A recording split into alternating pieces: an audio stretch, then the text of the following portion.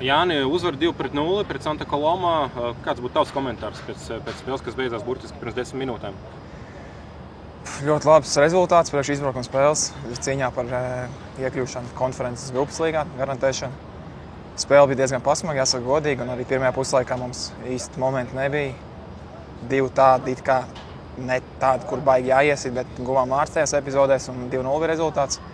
Iegājām ģērbtuvēs, noskaņojamies uz otro puslaiku.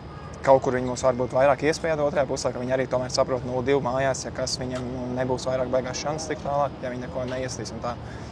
Protams, ka būs, bet diezgan maz varbūtība. Sākām otro puslaiku, bija 11 metru societiens, ko pats arī nerealizēja. Centos no spēka īsti labajā stūrī. Nezinu. Laikam gadās tā arī, būs kaut kur jāizanalizē kaut kas, bet būs jāpadomā. Beigās noturējām rezultātu, kaut kur centāmies iesist trešos vārdus, lai tādu pavisam nogalinātu spēli. Bet galvenais laikam bija beigās jau pēdējās 20-30 minūtes, lai mēs neielaistu tos vārdus un ar 2-0 nobeigtu šo spēli. Pastāst arī par golu, tāds nevisai tipisks sitiens jau sanāca, nevisai labs sitiens. Jā, tur bija Ismails labi aizskājis, Savaņieks iedeva viņam zonā.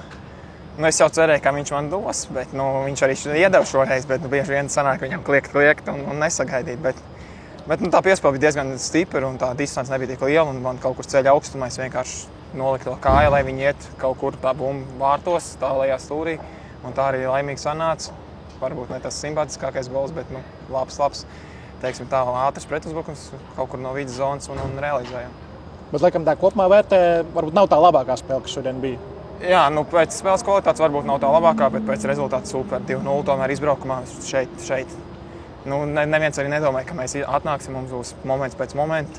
Tomēr arī Dāņu komanda spēcīga Nīderlanda, viņi šeit spēlēja un viņi arī neko baigi daudz neuztaisīja.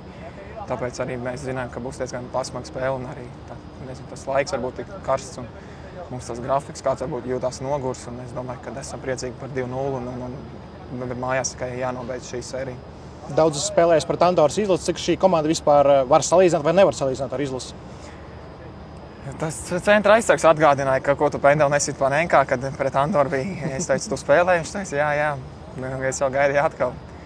Bet tā viņi nav tik, man liekas, rupji kā Andoras izlase.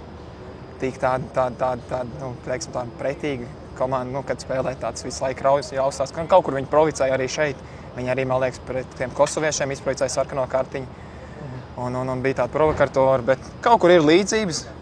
Viņi tādi sīks, cīnās, laiks sitās kaut ko, ar bumbu arī kaut ko var uztaisīt.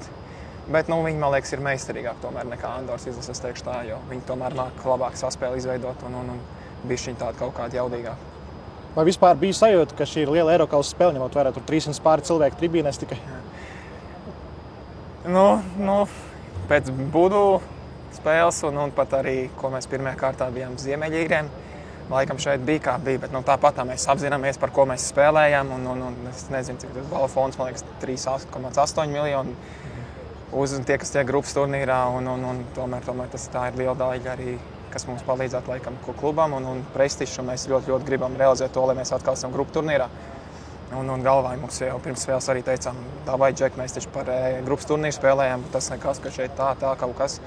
Bet apzinājāmies to, par ko mēs spēlējām, neskatoties to, ka tas stadions bija diezgan patukšs un nav varbūt tā lielākā futbola valsts.